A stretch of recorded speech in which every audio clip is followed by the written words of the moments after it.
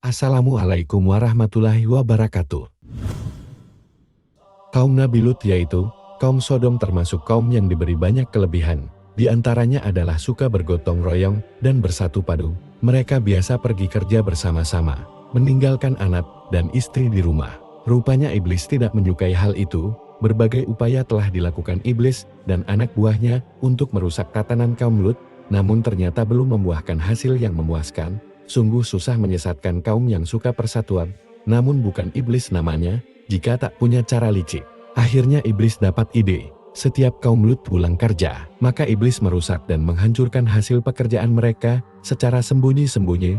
Keesokan harinya kaum Lut bertanya-tanya tentang siapa yang merusak hasil pekerjaan mereka, membuat pekerjaan kemarin jadi sia-sia dan memperlambat produksi. Masyarakat sangat kesal dengan pelaku pengerusakan yang sering terjadi. Maka mereka bersepakat bila si pelaku tertangkap akan dijatuhi hukuman berat. Pada hari-hari berikutnya, iblis menjelma menjadi seorang anak muda yang manis tampangnya. Ketika kaum Lut pergi bekerja, iblis menjalankan aksinya. Ada sekelompok masyarakat yang melihat gerak-gerik pemuda manis itu, kemudian menyadari bahwa pemuda manis itulah pelakunya. Langsung saja masyarakat berusaha menangkap pemuda itu. Setelah diinterogasi, akhirnya anak muda itu mengakui perbuatannya. Masyarakat sepakat akan memberikan hukuman mati kepada pemuda manis jelmaan iblis itu. Sampai di sini skenario iblis lancar jaya dan skenario berikutnya telah tersusun rapi. Nah, masyarakat yang telah memutuskan akan menghukum mati pemuda manis itu, mengurungnya sambil alih-alih ingin mengetahui siapa orang tua dan keluarganya. Pemuda manis itu dijaga secara bergiliran. Malam itu juga, ketika telah memasuki waktu tidur, anak manis jelmaan iblis itu berakting pura-pura menangis dan meratap begitu sedih. Sang penjaga rupanya kasihan melihat hal itu dan bertanya, "Ada apa denganmu?"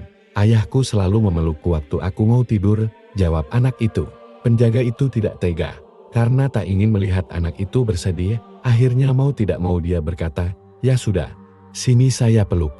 Ketika sudah dipeluk, anak manis jelmaan iblis itu melakukan gerakan-gerakan yang membangkitkan nafsu orang tersebut, terus-menerus hingga syahwat orang itu menggelora. Si penjaga telah terpancing dengan nafsu iblis. Anak manis jelmaan iblis itu kemudian mengajarkan kepada orang itu sesuatu yang belum pernah dilakukan oleh peradaban manusia, yaitu sodomi.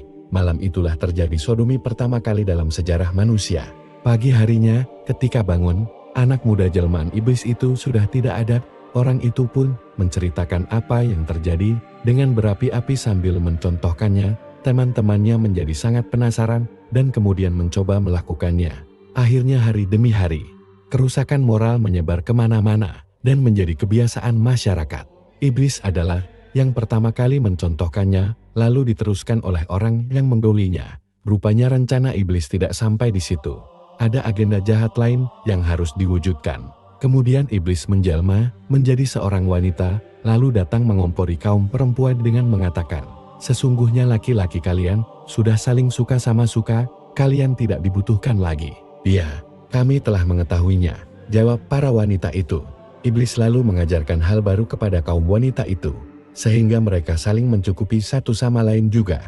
Dari umumnya hal itu, sampai akhirnya tanpa rasa malu mereka melakukannya dengan terang-terangan. Bahkan, apabila ada musafir dari kota lain, mereka rampok dan tega memperkosa bila mereka suka. Laki-laki memperkosa laki-laki, wanita dengan wanita, benar-benar kerusakan moral yang parah. Allah mengutus Nabi Lut untuk menyadarkan kaumnya.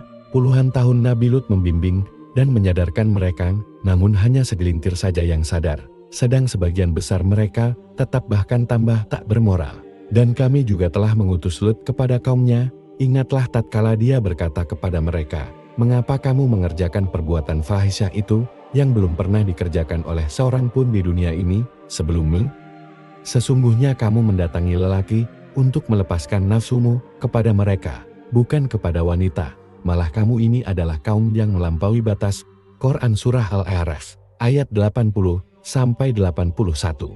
Ketika mereka merasa tidak nyaman dengan dakwah-dakwah Nabi Lut, mereka memutuskan untuk segera mengusirnya. Jawab kaumnya tidak lain, hanya mengatakan, "Usirlah mereka Lut dan pengikut-pengikutnya dari kotamu ini. Sesungguhnya mereka adalah orang-orang yang berpura-pura mensucikan diri." Quran Surah Al-A'raf ayat 82. Lebih dari itu, Lut memperingatkan bahwa malapetaka akan segera diturunkan jika mereka tidak berhenti dari perbuatan itu. Akan tetapi justru Nabi Lut ditanggapi dengan tantangan agar kutukan Tuhan ditimpakan kepada diri mereka sendiri karena mereka tak peduli. Nabi Lut akhirnya menyadari kalau mereka tidak dapat diberi peringatan atau pengertian lagi, mereka bagai virus mematikan yang terus menginfeksi sekelilingnya dan tak ada cara lain kecuali dengan mengamputasi mereka alias dimusnahkan. Nabi Lut kemudian berdoa kepada Allah.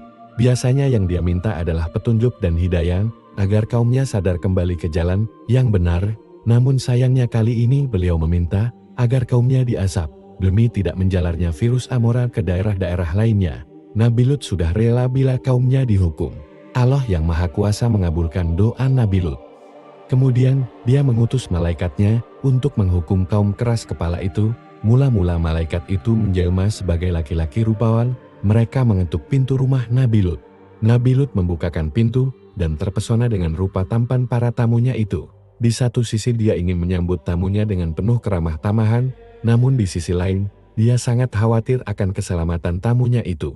Karena Nabi Lut tahu benar, bagaimana tak bermoralnya kaumnya terlebih lagi bila berjumpa orang tampan.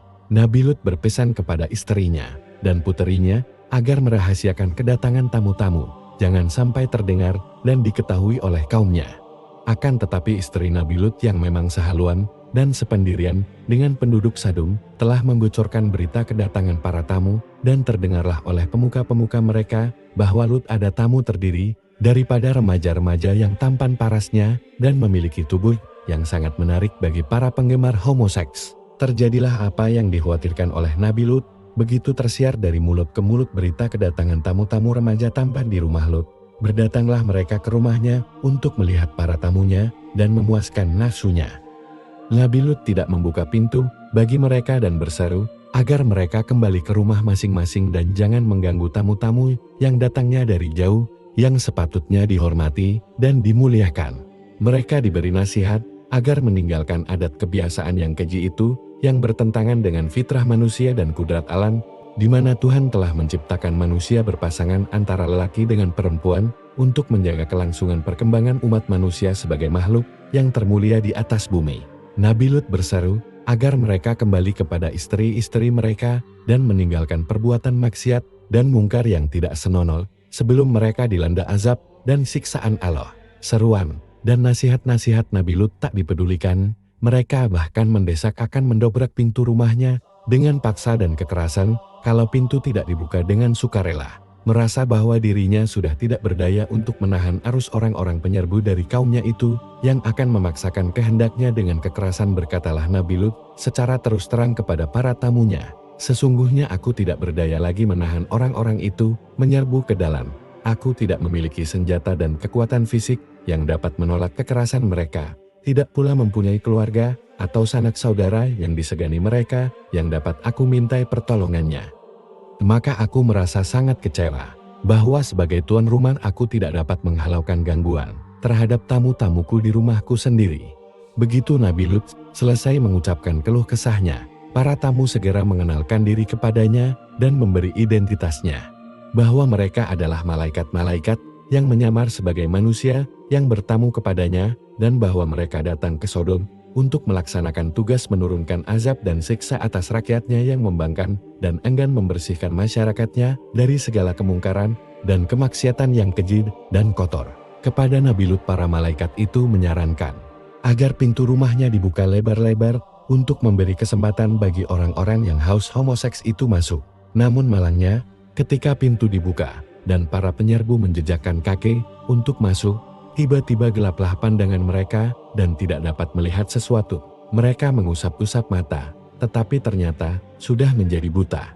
Sementara para penyerbu rumah Nabi Lut berada dalam keadaan kacau balau, berbentur antara satu dengan lain, berteriak-teriak menanya-nanya gerangan apa yang menjadikan mereka buta. Dengan mendadak, para tamu jelmaan malaikat berseru kepada Nabi Lut agar meninggalkan segera perkampungan itu bersama keluarganya. Karena waktunya telah tiba bagi azab Allah yang akan ditimpakan, para malaikat berpesan kepada Nabi Lut dan keluarganya agar perjalanan keluar kota jangan seorang pun dari mereka menoleh ke belakang. Nabi Lut keluar dari rumahnya sehabis tengah malam bersama keluarganya terdiri dari seorang istri dan 2 puterinya berjalan cepat menuju keluar kota, tidak menoleh ke kanan maupun ke kiri sesuai dengan petunjuk para malaikat yang menjadi tamunya. Akan tetapi si istri, yang menjadi musuh dalam selimut bagi Nabi Lut berada di belakang rombongan. Nabi Lut berjalan perlahan-lahan tidak secepat langkah suaminya dan tidak henti-henti menoleh ke belakang karena ingin mengetahui apa yang akan menimpa atas kaumnya. Seakan-akan meragukan kebenaran ancaman para malaikat yang telah didengarnya sendiri.